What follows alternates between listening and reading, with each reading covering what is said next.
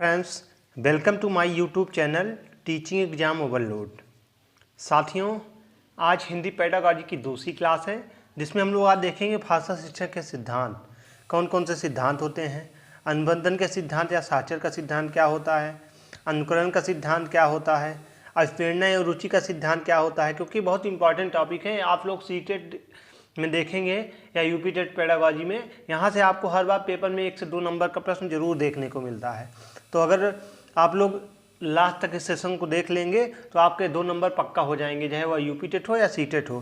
क्रियाशीलता का सिद्धांत क्या होता है, अभ्यास का सिद्धांत क्या होता है, आवृत्ति का सिद्धांत क्या होता है, अनुपात व क्रम का सिद्धांत क्या होता है। तो आज हम लोग सिद्धांत के बारे में देखेंगे। यह बहुत ही इंपॉर्टेंट टॉपिक है। तो आज के सेशन को स्टार्ट करने के पहले एक छोटी सी रिक्वेस्ट है, चैनल को लाइक करें, सब्सक्राइब करें, ज़्यादा से ज़्यादा शेयर करें।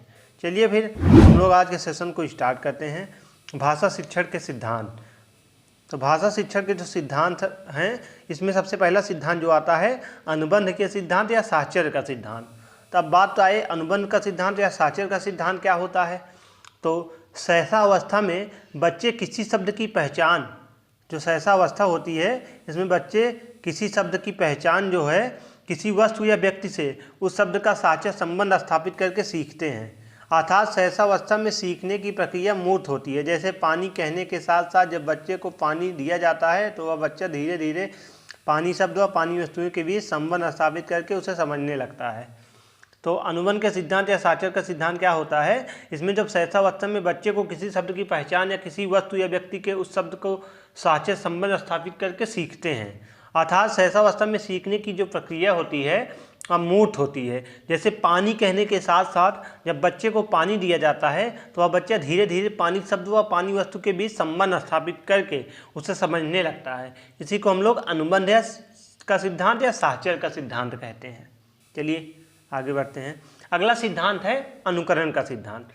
तो सबसे पहले आप लोग को अनुकरण का मतलब होता है, अनुकरण का मतलब क्या होता है, सीखना। अर्थात हम लोग जो अनुकरण करके सीखते हैं, यानी देख के जो सीखते हैं, नकल करना जिसको कहते हैं, नकल करके सीखते हैं, इसी को हम लोग अनुकरण कहते हैं। तो इस सिद्धांत का जो प्रयोग होता है बालक के आरंभिक शिक्षा से प्रभावी होता है। तो इस सिद्धांत का जो प्रयोग होता है बालक के आरंभिक शिक्षा में प्रभावी होता है। इसके अंतर्गत बालक अपने परिवार, समाज आदि का अनुकरण या नकल करके सीखता है। इस तरह के अधिगम में भाषा का गुण दोष समाज, परिवार आदि पर निर्भर करता है। तो जो अनुकरण का सिद्धांत होता है, इस सिद्धांत का प्रयोग बालक के आरंभिक शिक्षा में प्रभावी होता है। और इस सिद्धांत को सबसे पहले बालक कहाँ से सीखता है, अपने परिवार से, समाज से, माता पिता से सीखता है, नकल करके सीखता है। क्योंकि घर में वह जैसे देखेगा नकल करके वह खुद भी वैसे सीखेगा। अगर आपके घर में खड़ी हिंदी में लोग बात करेंगे तो बच्चा देख कर खड़ी हिंदी में बात करेगा।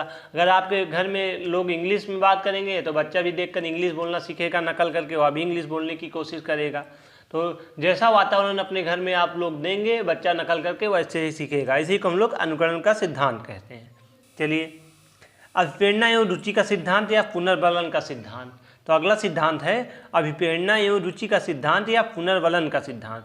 तो किसी कार्य की सफलता हमें प्रेरित करती है कि हम और बेहतर कार्य करें, और किसी कार्य की सफलता इस बात पर निर्भर करती है कि हम उस कार्य में कितनी रुचि लेते हैं। अर्थात बालक का शिक्षा के प्रति रुचि व उत्साह उसे सीखने के लिए प्रेरित करती है। अतः शिक्षण संबंधी पाठ्य सामग्री, पाठ्य वस्तु आदि का निर्माण व चयन बच्चों के रुचि के अनुसार होना चाहिए एवं उसे सदैव सीखते रहने के लिए प्रेरित करते रहना चाहिए। तो प्रेरणा एवं रुचि का जो सिद्धांत होता है, जिसको हम लोग पुनर्बलन का भी सिद्धांत कहते हैं, इसमें किसी कार्य की सफलता में प्रेरित करती है कि हम किसी कार्य को और बेहतर कार्य करें, और किसी कार्य की सफलता इस बात पर निर्भर करती है कि हम उस कार्य को कितनी रुचि लेते हैं। अर्थात बालक का शिक्षा के प्रति रुचि और उत्साह उसे सीखने के लिए प्रेरित करेगा। वहीं अगर बालक का शिक्षा के प्रति रुचि और उत्साह नहीं होगा तो उसे सीखने के लिए प्रेरित नहीं करेगा। अतः शिक्षा संबंधी पाठ्य सामग्री, पाठ्य वस्तु आदि का निर्माण व चयन बच्चों के रुचि के अनुसार होना चाहिए और उसे सदैव सीखते रहने के लिए प्रेरित करते रहना चाहिए। अगला सिद्धांत है क्रियाशीलता का सिद्धांत। तो क्रियाशीलता का सिद्धांत क्या है, इस सिद्धांत का तात्पर्य है कि करके सीखने पर बल देता है। जब बालक किसी कार्य को स्वयं करके सीखता है तो उसे जल्दी और आसानी से सीख व समझ लेता है। अतः बालक को सदैव खुद से करके सीखने के लिए पर्याप्त अवसर उपलब्ध कराना चाहिए। तो क्रियाशीलता का जो सिद्धांत होता है या सिद्धांत करके सीखने पर बल देता है। जब बालक किसी कार्य को स्वतः करके सीखता है तो उसे जल्दी और आसानी से सीख व समझ लेता है। अतः बालक को सदैव खुद से करके सीखने के लिए पर्याप्त अवसर उपलब्ध कराना चाहिए। इसी को हम लोग क्रियाशीलता का सिद्धांत कहते हैं। अभ्यास का सिद्धांत क्या होता है? तो किसी भी चीज़ को जब सीखने के लिए अभ्यास सबसे महत्वपूर्ण होता है। आप लोगों ने सुना भी होगा, संस्कृत में एक वाक्य है, अभ्यासेन विद्या वर्धति, अभ्यास से विद्या बढ़ती है। तो किसी भी चीज़ को सीखने के लिए अभ्यास सबसे महत्वपूर्ण होता है और क्योंकि उसी से वह हमारे व्यवहार में आती है। भाषा प्रयोग के अधिक से अधिक अवसर मिलने से बच्चों का भाषा विकास जल्दी हो जाता है। तो अब बालक को जितना ज़्यादा अभ्यास करवाएंगे बालक उतने आसानी से सीख पाएगा। इसी को हम लोग अभ्यास का सिद्धांत कहते हैं। उस बच्चे को अगर हम लोग अवसर देंगे, अवसर मिलने से बच्चों का भाषा विकास और जल्दी से अच्छे से होगा। अगला सिद्धांत है आवृत्ति का सिद्धांत। तो आवृत्ति का जो सिद्धांत होता है, इसमें भाषा सीखने में आवृत्ति का बहुत महत्व होता है। तो भाषा सीखने में आवृत्ति का बहुत महत्व होता है। सीखी हुई बात को अधिक दोहराया जाएगा तो उतने ही अधिक देर तक याद रहेगी। इसलिए भाषा शिक्षा में पुनरावृत्ति पर विशेष ध्यान दिए जाने की आवश्यकता होती है। तो आवृत्ति का जो सिद्धांत होता है और भाषा सीखने में आवृत्ति का बहुत महत्व होता है। सीखी हुई बात को अधिक दोहराया जाए तो उतने ही अधिक देर तक याद रहेगी। इसलिए भाषा शिक्षण में पुनरावृत्ति पर भी विशेष ध्यान दिए जाने की आवश्यकता होती है। इसी को हम लोग आवृत्ति का सिद्धांत कहते हैं। चलिए, अनुपात एवं क्रम का सिद्धांत क्या होता है? तो भाषा कौशल के चारों प्रारूपों श्रवण, वाचन, पठन व लेखन में निपुणता के लिए अभ्यास क्रम में समान अनुपात बनाए रखने पर जोर दिया जाता है। तो अनुपात और क्रम का जो सिद्धांत होता है, इसमें भाषा कौशल के चारों प्रारूपों यानी श्रवण, वाचन, पठन, लेखन में निपुणता के लिए अभ्यास क्रम में समान अनुपात बनाए रखने पर जोर दिया जाता है। इसी को हम लोग अनुपात एवं क्रम का सिद्धांत कहते हैं। आइए एक बार इसका हम लोग फिर से क्विक रिवीजन कर लेते हैं। सबसे पहले आज हम लोगों ने क्या पढ़ा? भाषा शिक्षण के सिद्धांत। उसमें पहला सिद्धांत था अनबन के सिद्धांत या साक्षर का सिद्धांत। तो हम लोगों ने बात किया साक्षर का जो सिद्धांत होता है, इसमें बच्चा किसी शब्द की पहचान किसी वस्तु या व्यक्ति से उस शब्द के साक्षर संबंध स्थापित करके सीखते हैं। अर्थात सहसावस्था में सीखने की प्रक्रिया मूर्त होती है। जैसे पानी कहने के साथ साथ बच्चे को पानी दिया जाएगा तो वह बच्चा धीरे धीरे पानी शब्द व पानी वस्तु के बीच संबंध स्थापित कर लेगा। इसी को हम लोग साक्षर का सिद्धांत कहते हैं। उसके बाद दूसरा सिद्धांत हम लोगों ने अनुकरण का सिद्धांत पढ़ा। तो इस सिद्धांत में क्या होता है? इसका प्रयोग बालक के आरंभिक शिक्षा में होता है, यानी बच्चा नकल करके सीखता है, अपने परिवार समाज आदि का अनुकरण करके या नकल करके सीखता है। इस तरह के अध्ययन में भाषा का गुण दोष समाज परिवार आदि पर निर्भर करता है।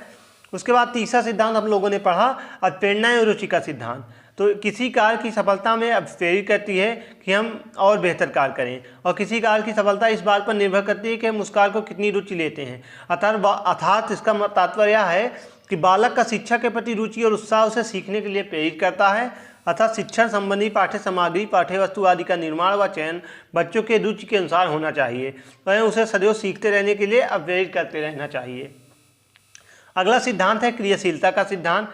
इस सिद्धांत में हम लोगों ने पढ़ा कि करके सीखने पर बल दिया जाता है, यानी करके सीखने पर बल दिया जाता है। जब बालक किसी कार्य को स्वतः करके सीखता है तो उसे जल्दी और आसानी से सीख व समझ सकता है। इसी को हम लोग क्रियाशीलता का सिद्धांत कहते हैं। उसके बाद अगला सिद्धांत हम लोगों ने पढ़ा अभ्यास का सिद्धांत। किसी भी चीज़ को सीखने के लिए अभ्यास सबसे महत्वपूर्ण होता है, क्योंकि उसी से हमारे व्यवहार में आती है। भाषा प्रयोग के अधिक से अधिक अवसर मिलने से बच्चों के भाषा विकास जल्दी हो जाता है। आवृत्ति का सिद्धांत। तो आवृत्ति का सिद्धांत में हम लोगों ने पढ़ा भाषा सीखने में आवृत्ति का बहुत महत्व होता है। सीखी हुई बात को अधिक दोहराया जाएगा तो उतने ही अधिक देर तक याद रहेगी। इसलिए भाषा शिक्षण में पुनरावृत्ति पर विशेष दिए जाने की आवश्यकता होती है। अगला सिद्धांत है अनुपात और क्रम का सिद्धांत। भाषा कौशल के चारों प्रारूप श्रवण, वाचन, पठन व लेखन में निपुणता के लिए अभ्यास क्रम में समान अनुपात बनाए रखने पर जोर दिया जाता है। इसी को हम लोग अनुपात क्रम का सिद्धांत कहते हैं। तो मैं आशा करता हूँ यह सेशन आपको आसानी से समझ में आया होगा। आज हम लोगों ने भाषा शिक्षण के सिद्धांत के बारे में पढ़ा, जो कि बहुत ही इंपॉर्टेंट टॉपिक था, चाहे सीटेट हो, यूपी टेट हो या सुपर टेट हो। तो टीचिंग लाइन से जितने भी पेपर होते हैं सब में यह बहुत महत्वपूर्ण सेशन था। यहाँ से आपको 2 नंबर के प्रश्न हर बार पेपर में देखने को मिलते हैं। तो आज के सेशन को हम लोग यहीं समाप्त करते हैं। कल फिर मिलते हैं किसी नए सेशन के साथ। तब तक हमारे चैनल को लाइक करें, सब्सक्राइब करें, ज़्यादा से ज़्यादा शेयर करें। तथा आप लोग क्लासेस की नोट्स और PDF प्राप्त करना चाहते हैं तो डिस्क्रिप्शन बॉक्स में टेलीग्राम का लिंक दिया हूँ, आप लोग उससे जुड़ सकते हैं। वहीं पर आपको क्लासेस की नोट्स और PDF प्रोवाइड की जाती हैं। धन्यवाद।